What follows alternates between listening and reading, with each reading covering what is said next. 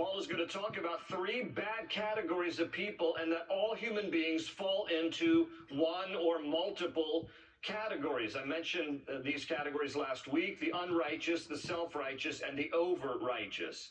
And Paul goes on to tell us that thankfully, God reveals himself to each of these three categories in unique ways so that mankind has no excuse. Because God is intentional about trying to reach people within these three various categories. To deny him becomes our choice, not because of the absence of the existence of God. God makes himself plain to people. And in terms of the unrighteous, and that's all we're going to talk about further today.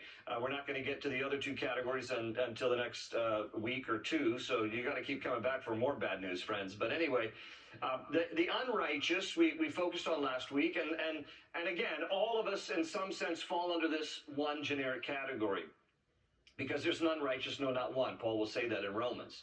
But he's primarily talking about those who have zero knowledge of God and the Bible, those who rarely, if ever, attend church, those who are the misinformed or the uninformed about God and the Bible and all of this. And in this category would fall that the guy on the island. You know, what about the person who's never heard, somebody in some remote place who's never heard? And God says, but they have heard, because my existence is undeniable. And what is it that God uses to reach the unrighteous? Well, Paul tells us, we talked about it last week, creation.